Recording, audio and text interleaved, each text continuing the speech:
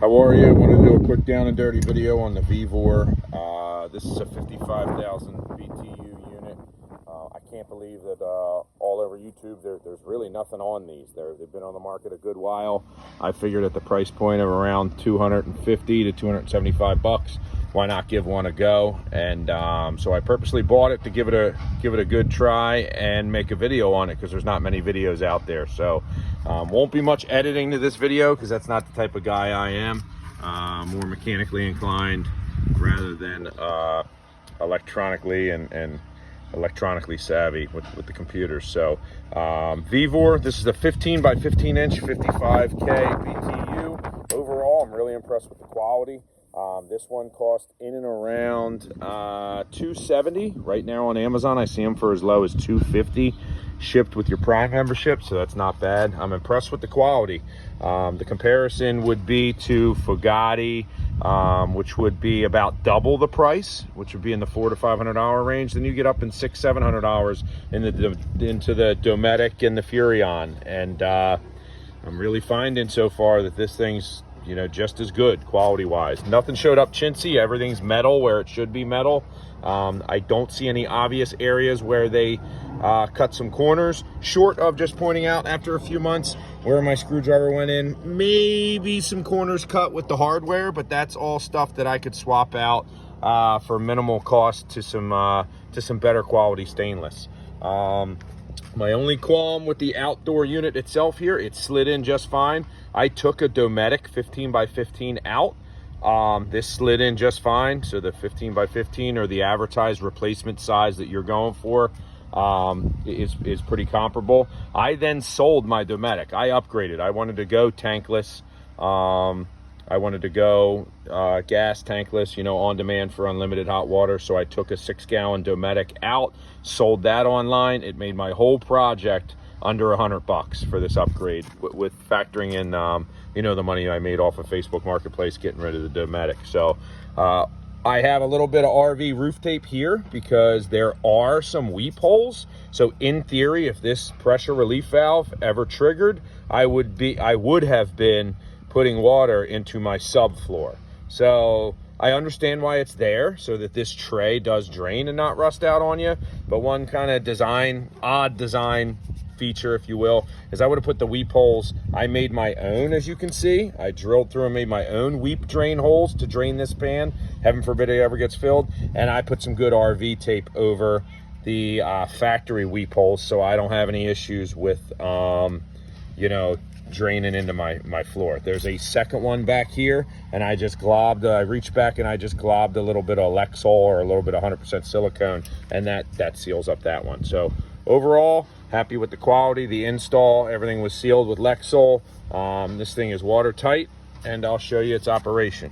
Again, my apologies. This will be a one-cut video, no real editing, so bear with me as we walk around. One other thing is you have to get, I use a little bit of a you have to get, like, if you ever wanted to fit your pressure relief valve, you have to get one of these moldable type funnels, because that pressure relief is inset to the unit. That would be, I guess, one drawback. But again, for the price point, be into this thing, 250 bucks with my refund of my Dometic, I can't complain. This is a 2018 Keystone Cougar 32 BHS, so I have the in command system. I can still use the in command. You go to 12 volts, so I actually gained a breaker. We'll go over to my breaker box. I'll turn it on to gas. The gas setting, I heard it beep. I put my thermostat in my bathroom, and I'll explain why. But just to show you the unit before we move on.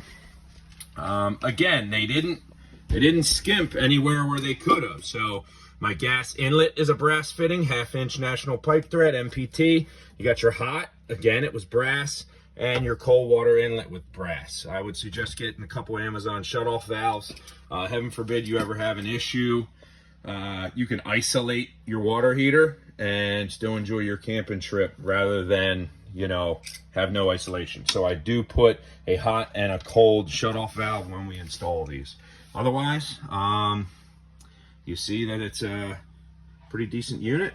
And again, this is the Vevor 55,000 BTU. So you come over here to my breaker panel and water heater now, a 15 amp water heater breaker that I still have to relabel that. But that breaker, I kept it. I rewired some 14.2 and I brought it over here and gave myself an under cabinet outlet. It's going over to a 15 amp breaker that used to be for the Dometic electric and gas hybrid water heater. So a 15 amp breaker running over to a single outlet. This is perfect for today's day and age. You can hit the air fryer on there. You could do, you know, any of your appliances, ice makers and things like that, that might have a decent draw with a decent compressor, namely the air fryers. So I gained an outlet, I gained space on my breaker panel. This thing now is 12 volt. For those of you who are unaware what that means, is you can boondock with it. It's running and drawing off of battery power. So you still connect to your shoreline and trickle charge your battery, but it's running off of battery power. So you see right here, these Vevors come with a thermostat. We are now in my master bath.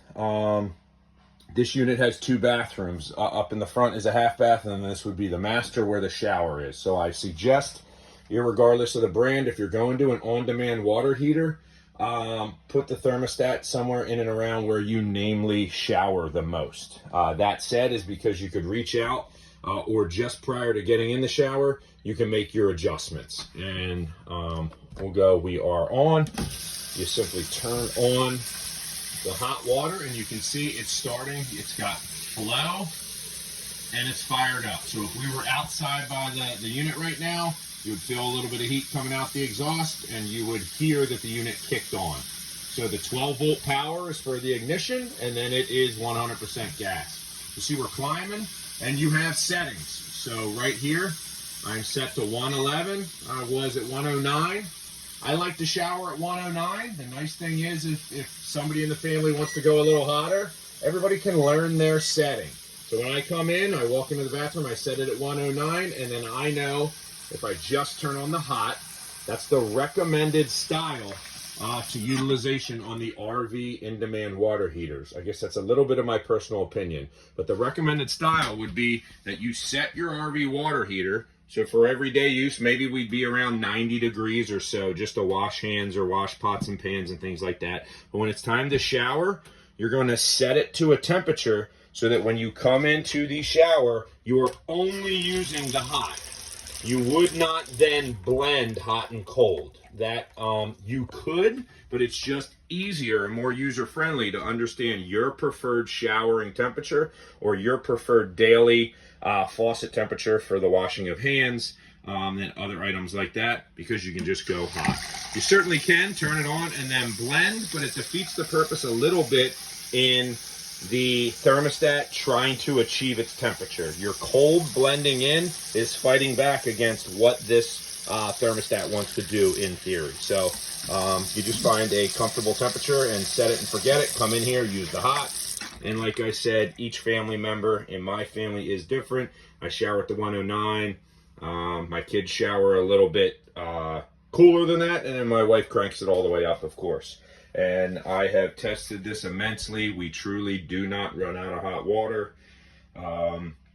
Just to kind of think through any pros and cons, I guess this is something new. A thermostat could be a pro or a con to some. This is new, and you have to understand that technology. You have to be able to install that, run the wiring. This is not wireless, so it's a thermostat wire that runs down behind my vanity across and ties into the unit. So other than that, take you back outside to the unit. It's whisper quiet. Like I said, this is the 15 by 15, but I'm extremely pleased with Vevor, especially the price point. I see no reason why to jump up to the name recognition of a Furrion or a Dometic. Could something change maybe a year or two down the road? Absolutely, and if that's the case, I'll update the video. But at the $250, $275 price point, if I got a couple years out of this, I mean, I'm more than pleased. And again, I upgraded, so I had a working, usable Dometic unit that went used on the internet and was somewhat of a made the project even cheaper. So hopefully helpful. We're located in southeastern PA, able to do installs. Feel free to comment, ask questions, anything like that. Like I said, I specifically went for the Vevor. I left this panel out, like I said, so we could show you. I went for the Vevor on purpose because I don't see a lot of videos out there. And I figured I would throw one in and introduce everybody to, you know, giving them a try. Thank you. Have a good evening.